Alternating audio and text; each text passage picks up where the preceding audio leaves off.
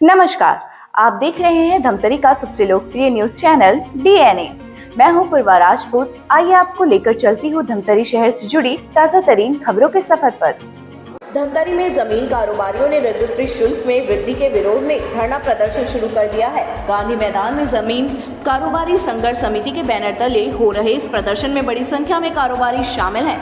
वे सरकार के खिलाफ नारेबाजी कर रहे हैं और बढ़ी हुई रजिस्ट्री शुल्क को वापस लेने की मांग कर रहे हैं। कारोबारियों ने चेतावनी दी है कि यदि उनकी मांगे नहीं मानी गई तो वे करीब 7 दिनों तक धरना प्रदर्शन जारी रखेंगे। उन्होंने रजिस्ट्री कार्य बंद रखने की भी बात कही है और आगे बड़े आंदोलन की चेतावनी दी है। उनकी मुख्य मांग है कि रजिस्ट्री शुल्क को पुरानी दरों पर बहाल किया जाए। होश में आओ, होश में आओ। ओपी चौधरी होश में आओ, होश में आओ, होश में आओ। काला कानून वापस लो, वापस लो, वापस लो। काला कानून वापस लो, वापस लो, वापस लो। चलेगी नहीं, चलेगी नहीं, चलेगी। हम अपना अधिकार मांगते, नहीं किसी से भीख मांगते। हम एक हैं। होश में आओ, होश में आओ, होश में आओ। आवाज दो, काला कानून वापस लेना होगा, लेना होगा, लेना होगा। होश में आओ, होश में आओ। काला कानून वापस लेना होगा, लेना होगा, लेना होगा। आवाज दो,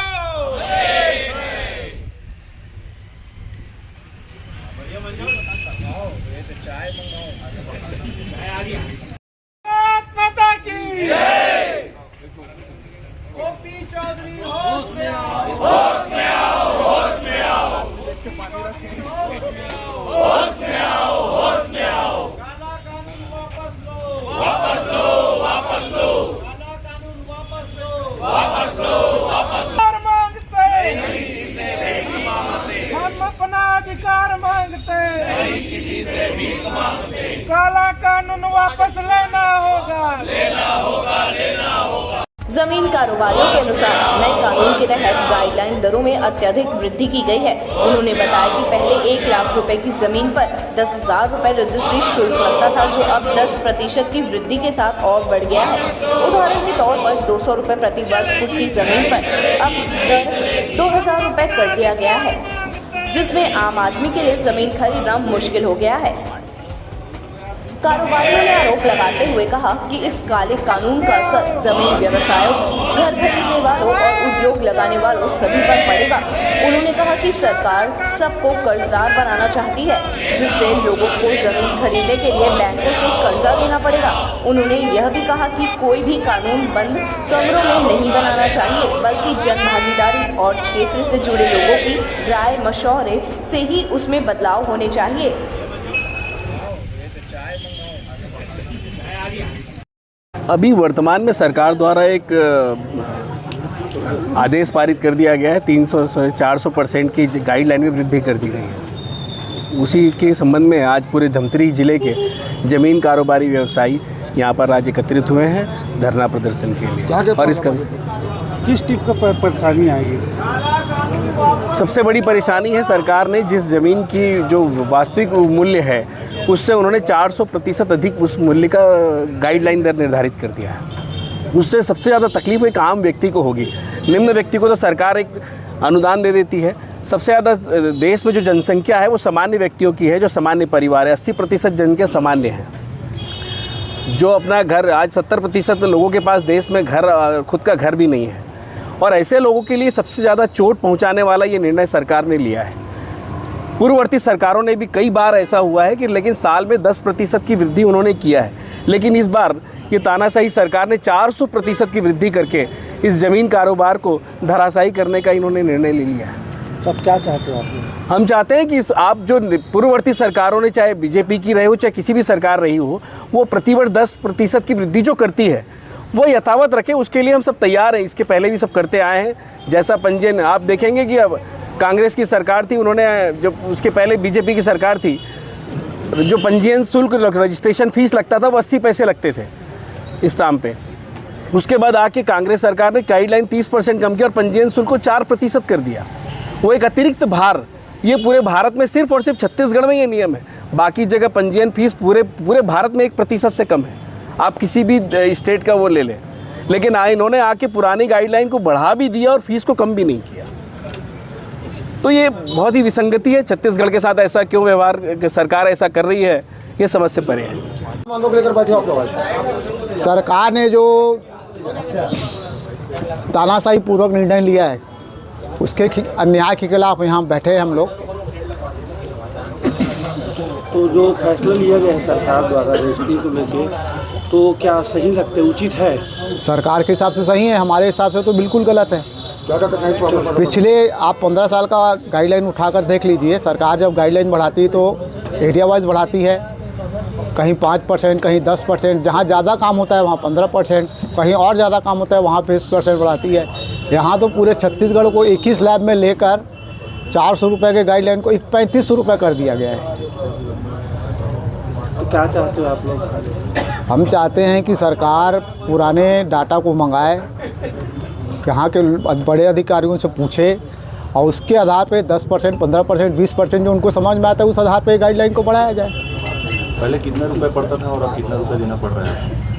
वो तो एरिया वाइज गाइडलाइन बढ़ाई है ना सरकार। जैसे सियावा रोड का एग्जांपल है, 400 रुपये गाइडलाइन था, उसको बाज़ार भाव से करके 3500 रुपये स्क्वायर फीट कर दिए।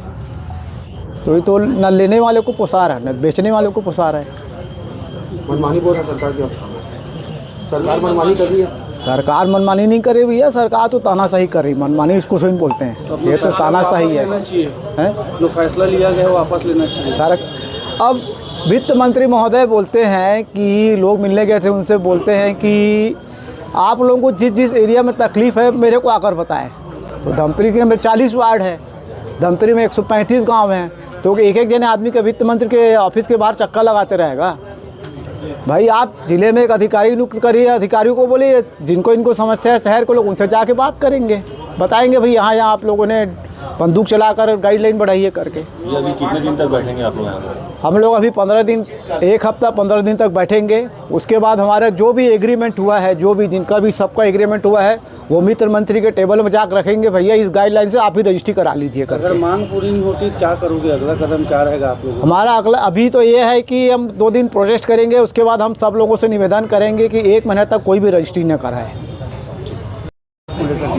जिस प्रकार छत्तीसगढ़ राज्य सरकार ने ज़मीन को लेकर नया कानून लागू किया है, उसमें गाइडलाइन का रेट इतना बढ़ा दिया है कि सिर्फ ये कोई व्यापारी नहीं बैठे हैं, ये हर एक वर्ग बैठा है। इसमें आप समझ के चलिए मध्यम वर्ग, गरीब वर्ग और उच्च वर्ग सबका प्रतिनिधि के रूप में यहाँ बैठे हैं। ये कोई ज़मीन का व्यवसाय नहीं बोल सकते, क्योंकि इस काले कानून का असर चाहे वो व्यवसाय करता हो ज़मीन का, चाहे वो किसी को घर खरीदना हो, क्या किसी को किसी प्रकार का उद्योग लगाना हो, सब पर पड़ेगा। इसमें सबसे जो मुख्य बात है, जो जिस कारण से हमारे धमतरी नहीं पूरे प्रदेश स्तर पर इसका जमकर विरोध हो रहा है, उसका जो प्रमुख कारण है, एक तो गाइडलाइन बनने से सबसे पहले कि जो रजिस्ट्री का खर्चा जो पहले 1 लाख रुपए में 10,000 रुपये आया करता था, अगर गाइडलाइन बढ़ने से अगर वो 10 लाख का है तो वो 1 लाख सीधा 10% उसमें भी वृद्धि हो जाती है।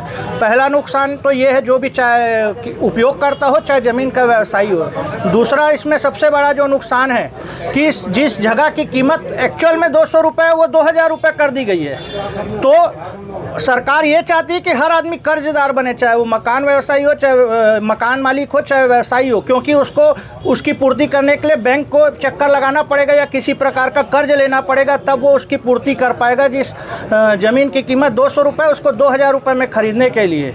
और तीसरी चीज़ ये है कि कोई भी प्रक्रिया एसी कमरों में बैठ के नहीं बनती। कोई भी कानून में परिवर्तन जन भागीदारी और लोगों की राय मशवरे से और उस क्षेत्र से जुड़े लोगों से होता है। चाहे किसान के रूप में अगर किसान का कोई कानून लागू हो रहा है तो किसानों की समस्या और उनके जो नीति है उसको जाने बिना एसी कमरों से कोई आदेश पारित करने से इसी प्रकार का नुकसान होता है। इससे छोटे व्यवसायी भी जुड़े। आज कई ऐसे भी जो लोग हैं जिनका सिर्फ प्रमुख व्यवसाय ज़मीन के भरोसे चल रहा है, जिनका घर ज़मीन के भरोसे चल रहा है। सरकार एक कलम चलाती है तो इसका मतलब ये नहीं है कि सिर्फ उससे कोई एक वर्ग प्रभावित होगा। छोटा, बड़ा, मध्यम हर वर्ग प्रभावित हो रहा है। और सरकार अगर इस निर्णय को नहीं बदलती तो इसका परिणाम हो सकता है बहुत घातक हो। कई घर के मालिक रोड में आ जाए, ज़मीन व्यवसायी रोड में आ जाए और जिस प्रकार से एक सरकार का सहयोग चाहता है हर आदमी, यह सरकार के दमन का एक कारण बन सकता है कि हर वर्ग इससे परेशान होगा और तत्काल इस कानून को वापस ले, वरना जिस प्रकार छत्तीसगढ़ में जगह जगह प्रदर्शन हो रहे हैं और ये आगे भी होते रहेंगे और इसका खामियाजा सरकार को भुगतना पड़ेगा। तो ये थी हमारी धमतरी शहर से जुड़ी और आप सभी को प्रभावित करने वाली खबरें। आप इसी तरह से बने रहिए। 5 साल बेमिसाल, आपकी आवाज हमारी पहचान, सच की ताकत, निष्पक्षता का वादा। डीएनए न्यूज के 5 साल का शानदार सफर, हर मुश्किल दौर में आपके साथ डीएनए न्यूज। 5 साल से आपकी आवाज, खबर जो मायने रखती है आपके लिए, वो दिखाता है डीएनए न्यूज।